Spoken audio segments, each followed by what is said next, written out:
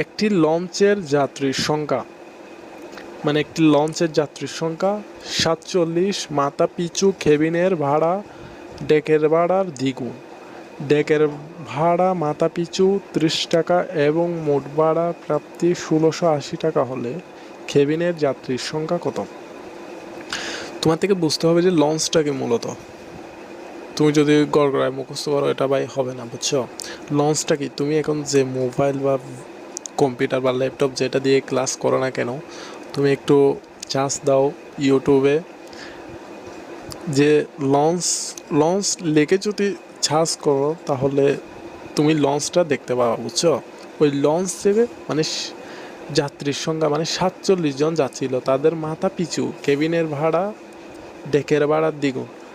ডেকের ভাড়া মাথা পিছু 30 টাকা হলে মোট ভাড়া প্রাপ্তি 1680 টাকা হলে কেবিনের যাত্রী সংখ্যা কত? সো এটা নির্ণয় করার জন্য আমরা ধরে নিব, সর্বপ্রথম ধরি বা মনে করি একটা লিখবা কেবিনে যাত্রীর সংখ্যা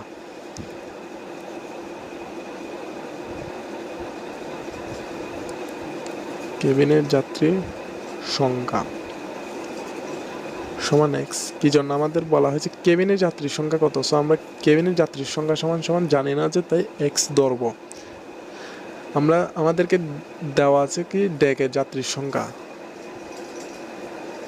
এটা কি ডেকের যাত্রীর সংখ্যা দেওয়া আছে, ঠিক আছে? ডেকের যাত্রীর সংখ্যা যেহেতু 47 দেওয়া আছে, কেবিনের যাত্রীর সংখ্যা আমাদের বের করতে বলা হয়েছে। ডেকের যাত্রীর সংখ্যা হচ্ছে 47, এটা থেকে আমরা যদি কেবিনের যাত্রীর সংখ্যা বিয়োগ করে দিই তাহলে চলে আসবে এতজন, যেহেতু মানুষ তাই জন দিবা। তোমাকে বলা হয়েছে যে ডেকের ভাড়া যদি 30 টাকা হয় তাহলে কেবিনের ভাড়া কি হবে? দ্বিগুণ হবে। দ্বিগুণ বা 30-এর দ্বিগুণ কত? 60 টাকা। সুতরাং প্রশ্ন মতে 16 into x plus 47 minus x 13 is equal 1680। কি জন্য ভাইয়া? তোমাকে বলা হয়েছে, প্রশ্নে বলে দিয়েছে যে মানে মাথা পিছু কেবিনের ভাড়া যেহেতু দ্বিগুণ হবে বলছে 16, ওটাকে এখানে লিখছি, ইন্টু এক্স জন, যতজন ওইটা দ্বারা গুণ করবা, মানে কেবিনের যাত্রীর সংখ্যা গুণ কেবিনের যাত্রীর সংখ্যা গুণ কেবিনের ভাড়া লিখছি, প্লাস এটার সঙ্গে যোগ ডেকের যাত্রীর সংখ্যা গুণ 30, ডেকের যাত্রীর সংখ্যা গুণন তার টাকা। এটা হচ্ছে কেবিনের যাত্রীর সংখ্যা গুণন তার টাকা, এটা হচ্ছে ডেকের যাত্রীর সংখ্যা গুণন তার টাকা যোগ, মানে দুইটা যোগ করলে এটা কত বলছিল? 1680 টাকা। সো 1680 টাকা আমরা এখানে লিখছি। তুমি এখানে যদি গুণ করে দাও 16x হচ্ছে প্লাস এটার সঙ্গে যদি এটা গুণ করো 47 ইন্টু 13 ইজ ইকুয়াল 1410, এটা আসবে মাইনাস আছে মাইনাস 30-এর সঙ্গে যদি এক্স গুণ করো 30x ইজ ইকুয়াল 1680।